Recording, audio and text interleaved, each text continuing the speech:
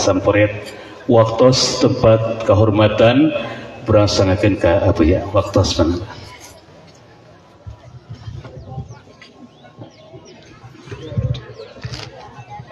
Assalamualaikum warahmatullahi wabarakatuh.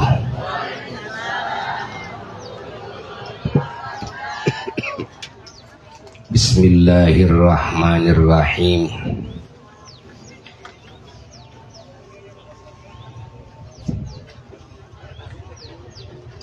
Alhamdulillahi rabbil alamin. Wa afdhalus salati wa atammut taslimi ala sayyidil awwalina wal akhirin imamil anbiya'i wal mursalin wa rahmatihi lil alamin wa syafa'atihi lil khalqi ajma'in Sayyidina wa nabiyina wa maulana Muhammad wa ala alihi wa sahbihi ajma'in. Wa la hawla wa la quwwata illa billahil aliyyil azim. Amma ba'du, fa ya ibadallah usikum wa nafsi bitaqwallah faqad fazal muttaqun. Para jamaah yang mulia dan segenap umat junjunan alam Kangjeng Nabi Muhammad sallallahu alaihi wasallam, terkhusus keluarga besar MTB Majelis Ta'lim Bersatu, khususnya lagi keluarga besar wilayah desa Tenjolaya, Kecamatan Pasir Jambu, Kabupaten Bandung, dan khususnya lagi keluarga besar perumahan Pasir Jambu Regensi. Alhamdulillah, saat ini kita dipertemukan dalam majelis yang agung oleh Allah, majelis ilmu, majelis zikir, termasuk juga majelis sholawat dan majelis maulid, dan juga majelis madah, memuji Allah, memuji Rasulullah sallallahu alaihi wasallam, dan majelis doa, juga majelis silaturahmi di antara kita. Alhamdulillah, ini adalah majelis yang sangat-sangat agung. Di majelis seperti ini kita akan mendapatkan pencerahan dalam menghadapi berbagai permasalahan hidup, baik di dunia, permasalahan hidup di alam kubur, permasalahan hidup di akhirat. Karena permasalahan hidup itu tidak berhenti dengan mati. Kematian hanyalah merupakan cara Allah untuk memindahkan kehidupan manusia dari kehidupan alam dunia kepada kehidupan alam kubur. Di sana banyak permasalahan.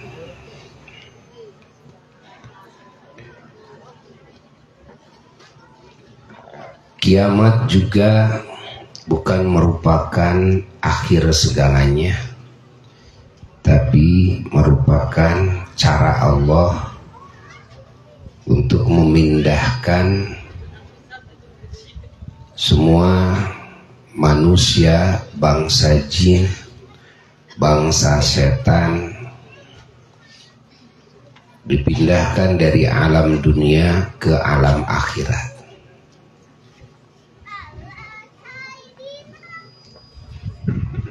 Di alam akhiratlah kita abadi, Namun di sana permasalahan pun tidak berhenti.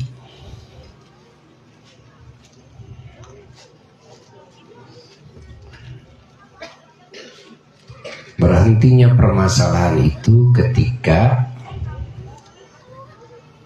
ahli surga sudah meminjakkan telapak kakinya di pintu gerbang surga, baru selesai permasalahan. Adapun ahli neraka, naudzubillahi min dzalik, kelak di akhirat mendapatkan permasalahan di mahsyar, di waktu dihisab, di waktu ditimbang amal, di waktu dibagi buku catatan amal, di waktu melintas di atas Shiratal Mustaqim dalam kurun waktu berpuluh-puluh ribu tahun. Allah, ujungnya mereka kakinya terpeleset, ada yang dilemparkan langsung oleh malaikat dengan diborgol, dirantai dengan rantai api, dilemparkan ke jurang api neraka. Na'udzubillahi min dzalik. Maka disitulah permasalahan terberat. Tidak ada permasalahan terberat kecuali di neraka.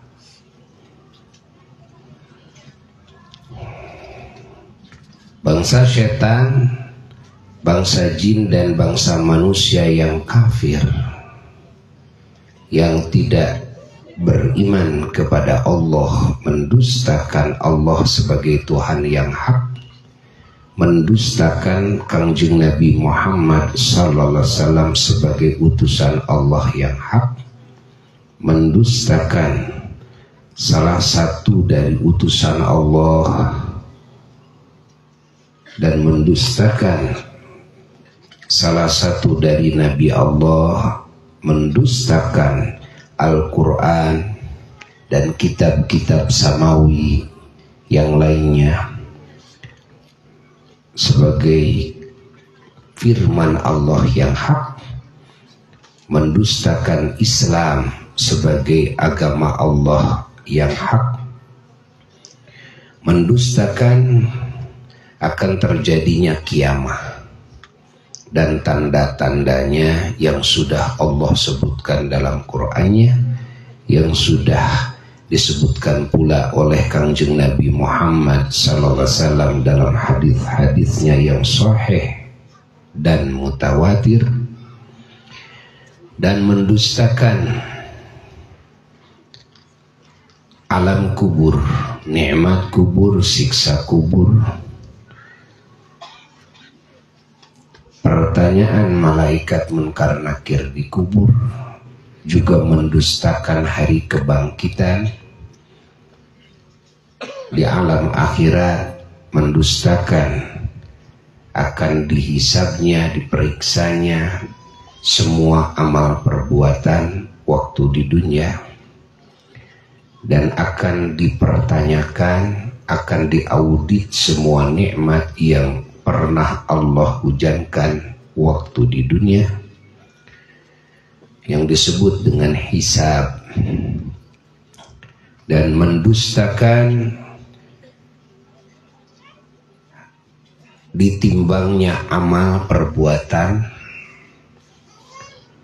yang baik dan yang buruk yang pernah dilakukan waktu di dunia, juga mendustakan akan dibagikannya buku catatan amal dari udara, ditaburkan seperti halnya dedaunan yang sudah kering dihembus angin kencang. Lalu yang selamat akan menangkapnya dengan tangan kanannya, semoga kita termasuk kelompok itu. Yang celaka akan menangkapnya dengan tangan kirinya, atau akan jatuh kitabnya ke punggungnya. Na'udzubillahi min dzalik. Lalu juga mereka mendustakan akan dilewatkan semua manusia dan bangsa jin dan bangsa setan di atas siratal mustaqim. Lalu yang beriman dan yang mendapatkan ampunan Allah akan dimasukkan ke surganya Allah dan abadi di sana dan dipertemukan oleh Allah dengan Allah.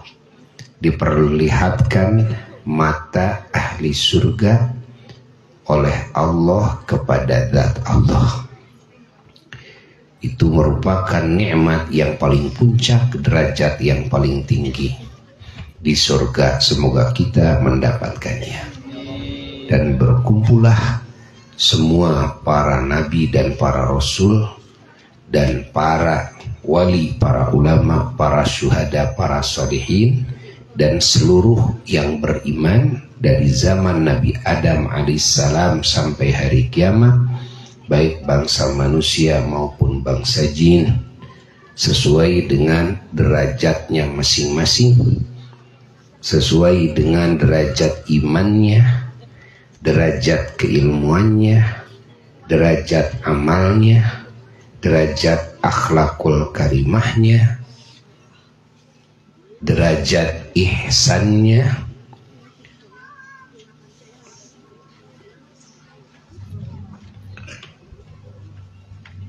mereka juga mendustakan bahwasanya bangsa setan, manusia dan bangsa jin yang kafir akan dimasukkan ke neraka dan diabadikan di neraka. Na'udzubillahi min dzalik. Tidak dipertemukan dengan Allah. Mereka tidak akan menemukan kebahagiaan selama-lamanya.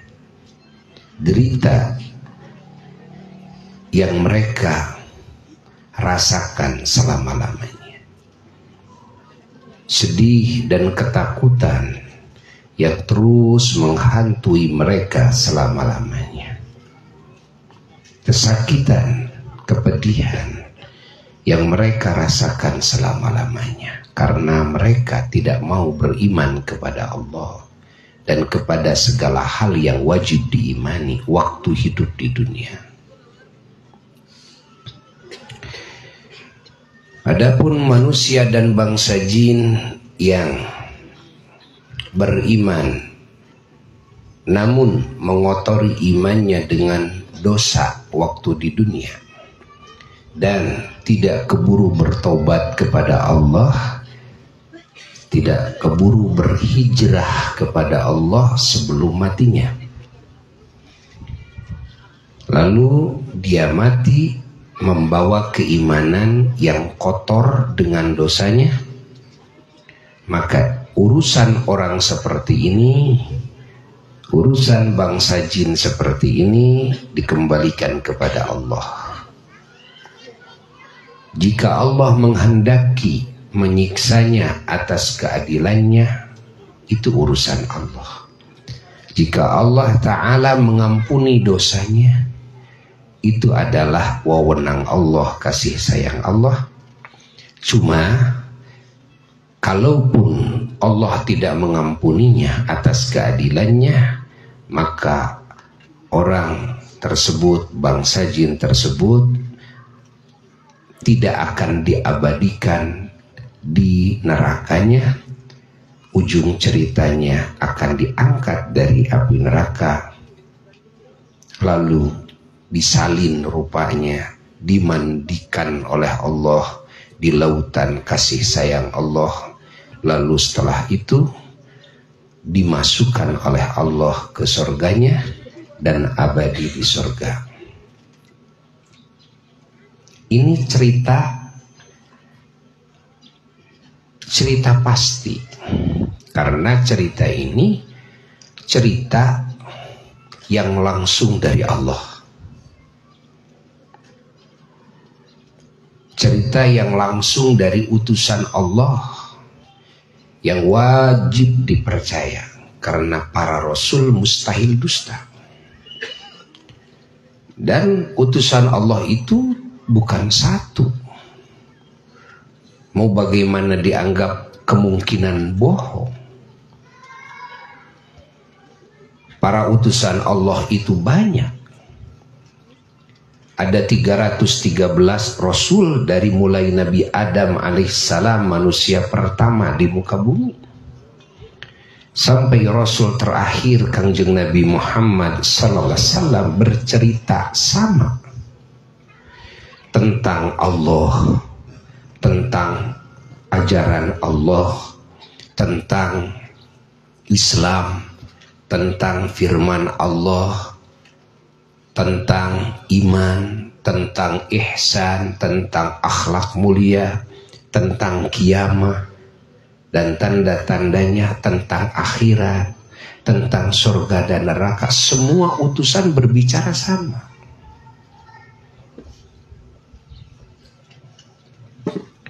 Dan semua utusan Allah mengajarkan hal yang sama. Mengajarkan kebenaran dalam segala hal. Mengajarkan niat-niat agung, mengajarkan akhlak dan etika peradaban yang terpuji, baik dalam hubungan manusia dengan Tuhannya maupun hubungan manusia dengan sesama manusia, bahkan hubungan manusia dengan sesama ciptaan Allah lainnya, dan mengajarkan ucapan yang mulia yang bagus, mengajarkan perbuatan-perbuatan yang bagus, mengajarkan kebaikan-kebaikan, baik untuk dirinya manusia maupun kebaikan-kebaikan untuk disuguhkan kepada sesama makhluk Allah lainnya. Allah, gak ada beda para nabi, para rasul, para nabi yang tidak diangkat sebagai rasul itu, ya, karena jumlah para nabi ada 124.000 nabi, bayangkan. Akidahnya sama, keyakinannya sama, akhlakul karimah sama. Allah mengajarkan kebaikan, kebenaran sama. Gak ada beda. Lalu dari 124.000 nabi, ada yang diangkat sebagai rasul oleh Allah, yang ditugaskan secara khusus untuk mengajarkan ilmu Allah dan mempraktekkan ilmu Allah dalam kehidupan. Diajarkan oleh para rasul, ditugaskan para rasul ini untuk mengajarkannya kepada manusia dan bangsa jin di setiap masa. Jadi berita tentang Allah itu dari zaman Nabi Adam. Jadi ajaran Islam itu dari zaman Nabi Adam. Ajaran kesempurnaan, kebenaran, kesucian, keistimewaan, keunggulan, kewangian, ajaran kebaikan dalam segala hal itu dari zaman Nabi Adam. Allah, tidak ada zaman Nabi Adam alaihissalatu wassalam manusia yang punya ajarannya ajaran yang tidak mengenal Allah, nggak ada. Yang bertuhan kepada selain Allah, nggak ada. Ingat, yang diajarkan oleh Nabi Adam, manusia pertama. Nah, setelah itu mulailah dari zaman Nabi Adam terjadi ada penyimpangan, ya, terjadi ada maksiat, terjadi ada kedzaliman yang dimulai oleh putra Nabi Adam alaihissalam. Nah, manusia terus semakin banyak. Agama Islam ini, ketauhidan ini turun-temurun diajarkan. Dan Nabi Adam juga, para putranya, cucunya, buyutnya diperintahkan agar saling wasiat mewasiatkan kepada sesamanya, kepada ketakwaan, kepada kebenaran, kepada kesabaran. Itu dari zaman Nabi Adam alaihissalam. Dan agar menyebarkan ajaran Islam ini, ajaran iman, ajaran ihsan, ketauhidan, akidah, akhlak, amal saleh, kalimah thayyibah, niat yang agung kepada sesama. Keturunan Nabi Adam semakin banyak. Nah, namun iblis dan keturunannya, mereka sudah berjanji di hadapan Allah. Setelah iblis itu dikutuk oleh Allah, iblis itu diusir dari surga, diusir iblis itu ya dari alam yang mulia, tidak boleh diam lagi di alam mulia karena kesombongannya dia kepada Allah, sombong juga kepada kekasih Allah, utusan Allah, yaitu Nabi Adam alaihissalam. Merasa dirinya lebih baik dari Nabi Adam, sehingga berani membangkang kepada Allah. Disuruh sujud kepada Nabi Adam, nggak mau. Karena dalam hatinya, kenapa saya harus sujud kepada ciptaan Allah yang lebih rendah dari saya? Saya lebih baik dari dia. Dan apa yang ada dalam hatinya diutarakan sama Allah. Ketika Allah bertanya, kenapa kamu tidak mau sujud kepada Adam? Lalu jawabannya apa? Ana khairun minhu. Ya Rabb, saya lebih bagus dari Adam. Kau ciptakan saya dari api, sementara kau ciptakan Adam dari tanah. Nah, iblis merasa bahwa api lebih baik dari tanah. Iblis tahu Nabi Adam diciptakan dari tanah. Dia sadar diciptakan dari api. Nah, dia berijtihad sendiri. Ya. Lalu ijtihadnya ini yang sudah dibubuhi kesombongannya. Yang kesombongan ini berasal dari hasudnya. Ingat ya. Berasal dari hasud. Manusia itu kalau di hatinya sudah hasud, apa arti hasud itu? Arti hasud itu ada rasa di hati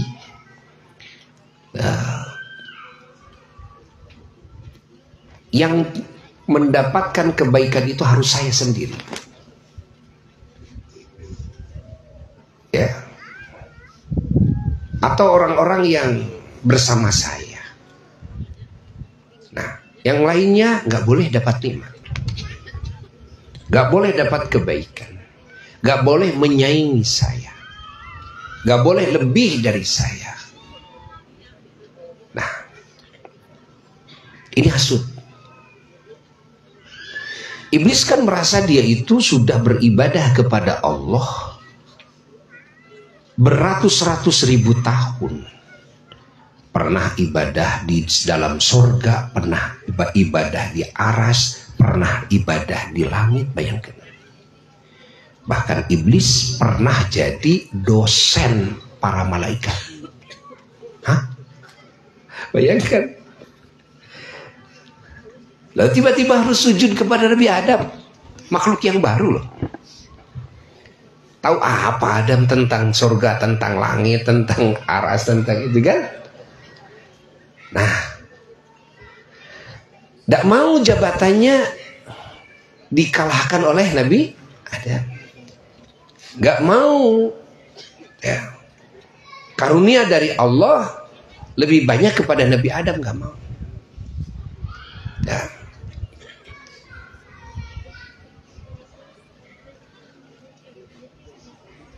Khalifah yang harus dijadikan khalifah di bumi ya harusnya saya. Kenapa Adam? Ya. Yang harus memegang kendali di muka bumi ini, menguasai di muka bumi ini secara estafet, ya, secara estafet itu namanya khalifah. Khalifah itu secara estafet, kan? Kalau ini mati diganti dengan yang setelahnya, ini setelahnya mati diganti dengan yang setelahnya lagi, itu namanya khalifah. Nah, dari hasud akhirnya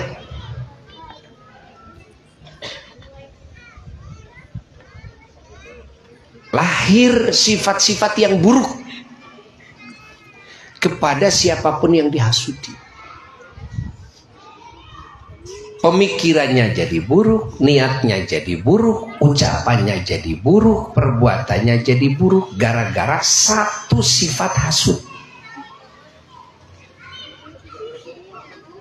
Dan ternyata sifat hasud ini sudah dikatakan oleh Kangjeng Nabi Muhammad sallallahu alaihi wasallam tidak hanya melanda, ya, kepada orang-orang awam saja. Nabi sudah mengatakan hatta kelas ulama sekalipun sifat hasud ini bisa saja terjadi, kan, melanda pangkat ulama, pangkat kiai, pangkat ustadz. Maka jangan heran kalau terjadi antara ustadz dan ustadz, kiai dan kiai saling hasudi. Jangan heran. Nah, itu ada dari sononya. Iblis itu adalah alim. Iblis itu adalah reng-rengan ulama. Iblis itu adalah gurunya malaikat. Walaupun tidak semua malaikat. Itu kan? Bisa tuh kena sifat hasud itu. Maka Nabi mengatakan, ya, hasud ini bisa terjadi kepada kalangan ulama. Nah, hasud itu dari apa asalnya? Ya. Hasud itu diantaranya adalah dia karena tidak mengenal, memahami Allah dengan sejatinya. Siapa Allah? Ya. Iblis kan beribadah kepada Allah. Iblis kan beriman kepada Allah. Iblis kan bertauhid kepada Allah. Tapi ada hal di hati iblis yang kosong. Iblis itu la yafqahu anillah, tidak ngerti tentang Allah sejatinya. Lu siapa? Allah siapa? Kan? Sehingga tidak ada kesadaran itu. Kalau ada kesadaran itu, tidak mungkin berani lancang kepada Allah. Pasti kepada Allah akan sami'na wa ata'na. Apapun yang Allah perintahkan, ingat itu Allah loh yang nyuruh. Jangankan harus sujud kepada Nabi Adam, kalau disuruh sujud kepada anjing, kepada babi sekalipun, kalau Allah yang nyuruh, ingat itu Allah yang nyuruh, lihat yang nyuruh.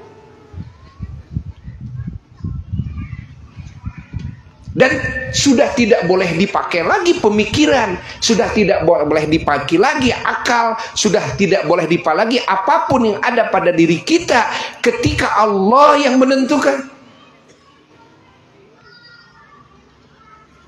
Tidak boleh ada pertanyaan, kenapa ya Allah? Kenapa ya Allah? Kenapa ya Allah? Tidak boleh. Apa kamu tidak sadar siapa itu Allah? Siapa itu kita? Nah, kesadaran ini tidak ada pada diri iblis. Karena ada, ya, yang kosong di diri iblis itu. Ya. Jadi yang menyuruh Allah. Kalau kita bertanya-tanya, kenapa ya Allah? Kenapa loh? Mau dibilang kenapa? Akal kita ini yang digunakan berpikir ciptaan Allah loh. Hati dan keinginannya, sifat-sifat yang ada di dalam hati semuanya ciptaan Allah. Jasad dan kekuatannya, fungsinya semua ciptaan Allah. Bumi dan seisinya semua ciptaan Allah. Rahasia yang ada di seluruh ciptaan Allah, semua ciptaan Allah. Allah, langit pun begitu, aras pun begitu, seluruh alam semesta ciptaan Allah. Segalanya oleh Allah, adanya diadakan oleh Allah. Segala suatu kejadian yang ada di alam semesta oleh Allah, baik buruknya dipastikan oleh Allah. Segalanya oleh Allah, dirajai oleh Allah, seluruhnya milik Allah. Makhluk tidak ada apa-apanya, tidak bisa apa-apa, tidak tahu apa-apa, tidak punya apa-apa. Emang makhluk punya apa? Emang makhluk bisa apa? Emang makhluk tahu apa? Nah, kesadaran ini tidak ada pada diri setan. Begitulah Allah menghendaki. Allah sehingga merasa saya bisa. Nanti kalau saya bisa, nanti ukurannya bakal lahir dalam hati apa pertimbangan dengan bisa yang Allah berikan pada diri orang lain. Kenapa? Karena saya merasa saya bisa. Kalau saya bisa, nanti mungkin saya bisa, saya di bawah yang lain, atau sama, atau saya lebih bisa dari yang lain. Saya punya. Nah, kalau sudah merasa saya punya, kan, nanti akan ada mizan, ya, dalam hati kita. Apa mizan? Timbangan. Mungkin merasa melihat, ya, yang lain lebih punya dari saya, atau sama kepunyaan dengan saya, atau yang lain di bawah saya. Saya tahu, begitu pula tahu. Nanti akan ada perasaan dalam hati, saya, pengetahuan saya di bawah yang lain, pengetahuan saya sama dengan yang lain, pengetahuan saya di atas yang lain. Nah, dari situlah mulai memanjang, melebar pemikirannya. Apa? Adalah menelaah apa yang ada di diri kita dan menelaah apa yang ada di diri yang lain. Di situ tidak sadar lagi bahwasanya, kan, segalanya diatur oleh Allah. Bahwasanya banyak yang dirahasiakan oleh Allah. Maka terjadilah kesalahan di dalam mengkiaskan, di dalam menimbang. Iblis merasa dirinya diciptakan dari api, Nabi Adam dari apa? Dari tanah. Dia meneliti tentang api, dia meneliti tentang tanah. Tidak sadar bahwa api ciptaan Allah, tanah pun ciptaan Allah, bahwa banyak yang dirahasiakan oleh Allah di dalam api, banyak yang dirahasiakan Allah di dalam tanah. Nah, lalu dia menjagokan hasil penelitiannya sendiri ketimbang pengetahuan Allah. Paham ini? Lalu dia berijtihad, kalau begitu api lebih mulia dari tanah. Dari sisi apa sih? Dari sisi api itu gagah. Api itu gagah perkasa, yang kalau jadi khalifah harus gagah. Ya? Wah, kalau ada yang macem-macem main sikat aja tuh. Kalau ada yang macem-macem, kalau bukan api, tanah. Wah, tanah mah ditincak, monggo. Bener gak? Tanah gitu kan? Dipukul, monggo, gitu kan? Diberakin, monggo. Pernah ada tanah protes? Pernah ada tanah mau balas? Enggak, monggo, itu kan. Kalau pemimpin harus gagah, harus tuh kayak sifat api. Api itu juga selalu ke atas, Tanah kalau dilemparin ke atas kemana? Ke bawah. Nah, kalau pemimpin itu harus selalu di atas, bukan di bawah. Nanti dihinakan loh. Dan ini pikiran siapa? Pikiran iblis gitu.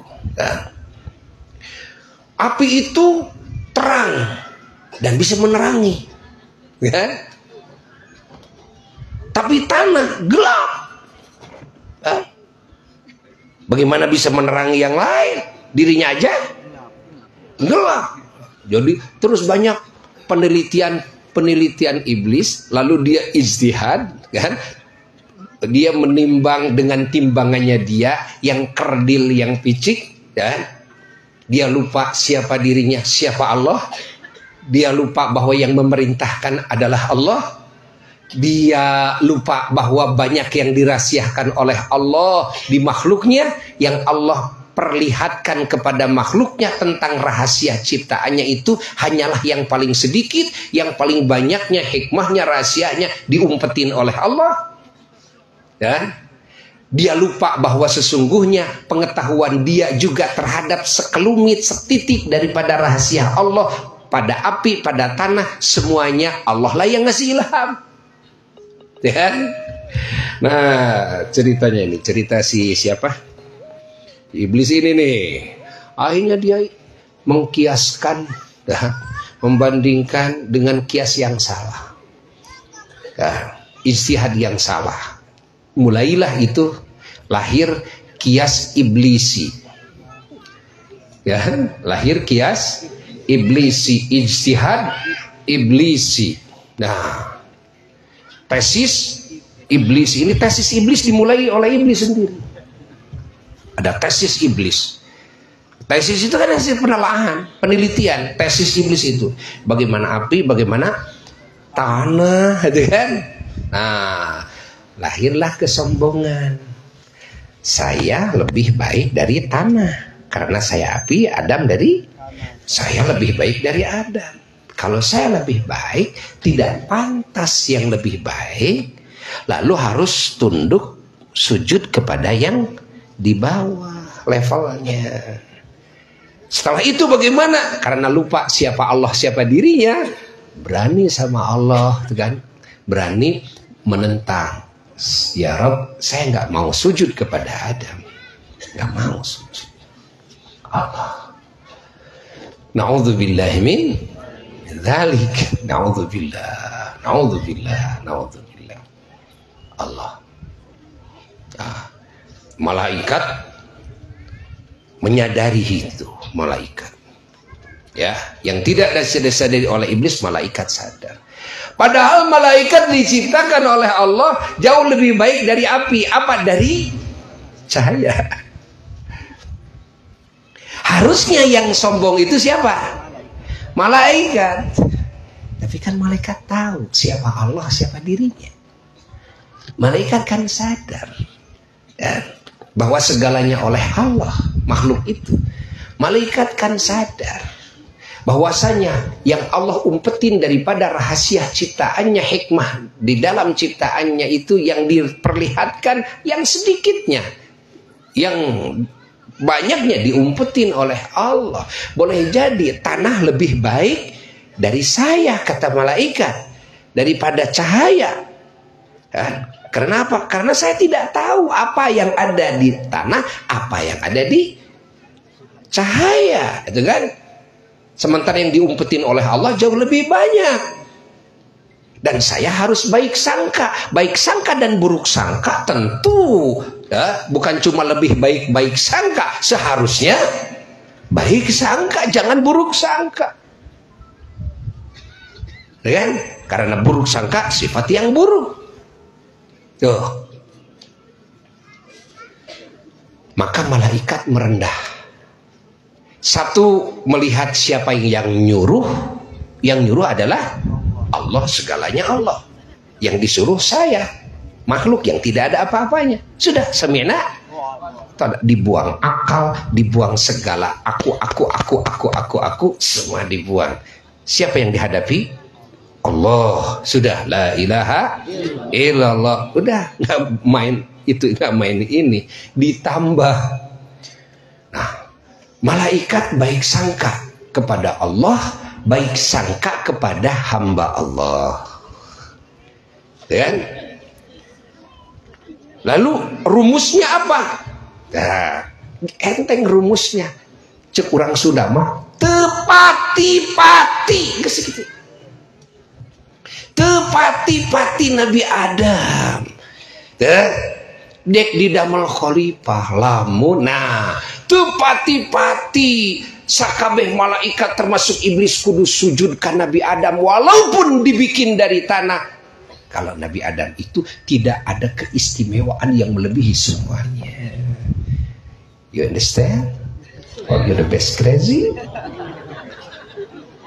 Nah, paham?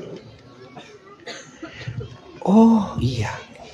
Salah satunya oleh ulama dibuka rahasia tanah. Tanah itu banyak sifat-sifat yang istimewa. Apa di tanah itu? Tanah itu tawadhu. Pemimpin harus tawadhu. Pemimpin jangan sombong. Pemimpin harus sabar seperti tanah. Mau dipukul kayak diperakin kayak dikencingin kayak. Monggo. Itu apa? Tanah. Dan tanah itu amanah. Kalau dititipin 1 biji jagung, dia akan ngasih jagung lebih banyak. Kalau dititipin 1 biji rambutan, dia akan ngasih rambutan yang jauh lebih banyak dan tiada habisnya. Bahkan orangnya sudah mati, anaknya mati, cucunya mati, buyutnya mati. Itu yang satu yang dititipin ke tanah, tetap tanah akan memberikan yang tiada hentinya, itu kan, rambutan yang bisa dimakan oleh anak cucunya. Tuh, itulah amanah. Harus tanah. Allah. Tanah itu kuat. Mau dihembus angin kencang, banjir bandang, mau dibom, mau pokoknya itu tangguhnya tanah. Ya kan? Coba mau dikasih tsunami, mau dikasih apa, itu kan? Ada tanah, gue kumaha, cicing we, anger we, kata tanah, EGP. Emang gue pikirin, silakan gimana lo? Gue emang gak apa-apa, kan? Itu tanah. Allah. Dan di tanah ada kehidupan. Dan di tanah, Masya Allah, Allah menyimpan air. Allah. Dan di tanah ada keindahan. Tumbuhlah bunga-bunga yang mekar. Bunga-bunga yang bisa mewangikan, kan? Kehidupan manusia. Itu tanah. Sifat-sifat yang baik adanya di mana? Di tanah. Di tanah. Allah. Maka yang harus jadi khalifah bahannya harus dari tanah, kan? Tanah jelas lebih bagus daripada cahaya menurut malaikat. Ya, apalagi dibanding dengan api. Tanah itu tidak boleh berbuat kezoliman. Pemimpin itu tidak boleh zolim, ya kan? Nggak boleh. Api berbahaya, ini bikin kezoliman ini api, itu kan? Allah. Masya Allah, tabarakallah. Nah, kembali kepada yang tadi, ya. Cerita tentang agama ini yang dibawa oleh para rasul. Sampailah kanjeng Nabi Muhammad Sallallahu alaihi wasallam. Ya, maka kita bersyukur kepada Allah menjadi umatnya seorang rasul, bahkan imamnya para rasul, bahkan penutup para rasul, junjunan para rasul, bahkan beliau adalah kekasih Allah yang paling dicintai Allah. Beliau adalah rahmat bagi alam semesta. Masya Allah, kita bangga oleh Allah ditakdirkan menjadi umat beliau. Dan kita bersyukur mendapatkan ajaran Allah lewat beliau. Bisa mengenal Allah lewat beliau. bisa mengenal bagaimana cara ibadah kepada Allah lewat beliau, bisa mengenal bagaimana meraih cinta Allah, ya, sayang Allah, keberkahan Allah, ampunan Allah, ijabah dari Allah, ya, lewat beliau, bisa meraih keselamatan, kebahagiaan, kemuliaan, keberuntungan yang hakiki dan abadi lewat beliau. Allah, kita mendapatkan cahaya iman, Islam, ihsan lewat beliau. Kita mendapatkan ilmu dan amal soleh, akhlak mulia, kalimat thayyibah lewat beliau. Dialah imam kita semua, suri toladan teragung bagi kita semua. Dialah kekasih hati kita semua. Dialah penerang hati kita semua. Dialah penyuci jiwa, raga, harta benda kita semua. Dialah pengangkat harkat martabat kita semua. Dialah penyelamat dan penolong kita semua. Dialah pembahagia hati kita semua. Dialah teman sejati kita semua yang akan terus menemani kita semua. Dialah sebaik-baiknya makhluk yang mencintai, menyayangi, merindukan kita semua, yang akan menolong kita kelak di akhirat. Alhamdulillah. Bersyukur tidak? Alhamdulillah. Alhamdulillah. Maka kita seyogianya harus menyambut kelahiran beliau. Sambut kelahiran beliau dengan penuh kegembiraan dalam hati, dengan penuh kerinduan kepada Rasulullah, dengan penuh cinta dan ta'zim kepada Kanjeng Nabi Muhammad. Nah, kenali terus oleh kita beliau. Kenali. Kenapa? Karena ada ungkapan, jika tak kenal maka tak sayang. Jika tak kenal maka tak cinta. Jika tak kenal maka tidak akan menghormati, tidak akan menghargai. Jika tak kenal kita tidak akan bisa merindukannya. Jika tak kenal kita tidak akan merasa butuh dengannya. Jika tak kenal kita tidak akan merasa ingin dekat dengannya. Kenapa? Gara-gara belegu bin bodoh bin boloho bin, gitu kan? Gara-gara itulah tujuan, ya, daripada diperintahkannya kita mencari ilmu kepada ulama, duduk bersama ulama seperti ini. Dibangunlah MTB, Majelis Taklim Bersatu, ya untuk itu. Yang bodoh jadi hilang kebodohannya, yang tersesat jadi hilang ketersesatannya, yang kotor dirinya jadi bersih, yang gelap hatinya jadi terang, yang hina menjadi agung, yang celaka jadi selamat, yang sedih menjadi bahagia, yang putus harapan menjadi besar harapan, yang tidak punya masa depan jadi punya masa depan yang gemilang, yaitu surga selama-lamanya. Ini tujuan MTB, kan? Alhamdulillah Pacira ini sudah dibentuk MTB 3 kecamatan. Alhamdulillah juga Bapak Kepala Desanya hadir di sini, ya. Semoga Bapak Kepala Desanya juga oleh Allah Ta'ala dijadikan pejuang-pejuang kebaikan, pejuang MTB ini terus, Pak Kades, agar terus, ya, MTB ini dikembangkan. Semoga kita bisa bertemu kembali, ya. Dan Buya di pesantren Asyifal Mahmudiyah, ya, di Pamulihan Sumedang, menghaturi ada pengajian bulanan setiap Ahad pertama, yaitu Ahad sekarang sampai duhur, ya, di Haturanan Linggi semuanya, di Haturanan Linggi, ya, semuanya. Lalu juga ada pengajian malam Kamis tuh dari Cukang Genteng, ya, banyak yang ngaji tuh dari CWD, dari Pasir Jamu setiap malam Kamis. kalau ada ya kesempatan, kalau ada kemampuan ya dihaturan tinggi. Ada pengkajian kitab ya Ihya Ulumuddin, ada kitab Mafahim Yajibu Antu Sohah, ada kitab Muhammad Al-Insanul Kamil sallallahu alaihi wasallam, ada kitab Tanwirul Qulub, ada kitab Tafsir Sawi ya, baca kita. Dan Buya mengundang acara Maulid Akbar di Simpang. Nah, usahakan jangan bentrok ya, dikompakan. Nah, kalau acara Maulid Akbar mah diundang dengan dombanya, sapinya, ayamnya, beasnya, duitnya, diundang semuanya.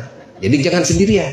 Yang punya ayam bawa ayamnya, yang punya domba bawa dombanya, yang punya duit bawa duitnya. Itu Maulid Akbar tanggal 6 Oktober insya Allah.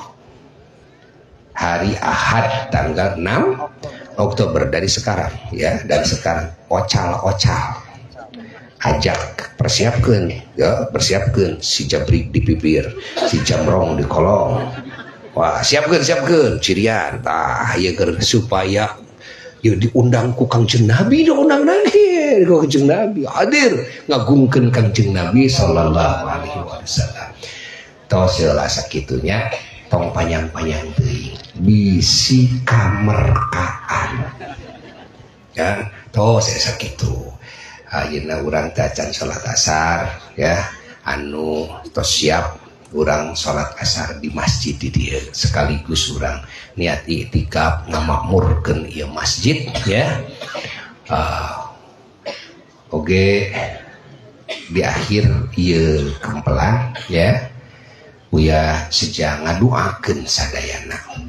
Moga-moga urang sadayana ku Allah Ta'ala salamina dihujanan ku hujan welas asihna, ku hujan barokahna, ku hujan pangampurana, ku hujan nikmatna sareng rizkina ti dunya dugi ka akhirat.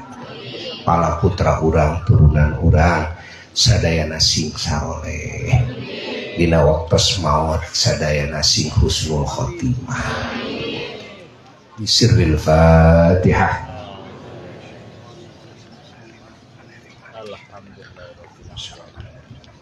Amin. Wassalamualaikum warahmatullahi wabarakatuh.